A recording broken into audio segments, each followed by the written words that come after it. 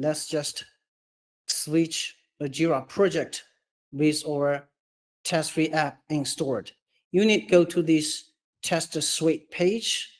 This is a central space where you can create and manage your test cases and test case repository.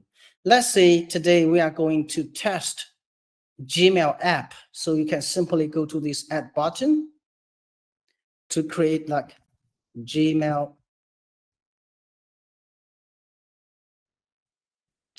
app test cases. So it is just a folder, or you can call it just test case repository, etc. And then you can open it and start your test case creation directly from this test suite.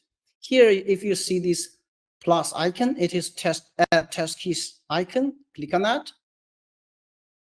It will launch create issue screen, which is from Jira, and the issue type will be default to test case automatically. So let's say it is, let's give a summary. First test case to test Gmail app. Okay, and you can give other fields like components or versions or whatever, it depends on your needs, and then create.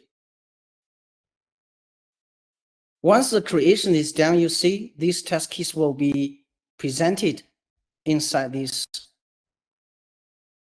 test suite automatically. This is the way how you create test keys directly from test suite.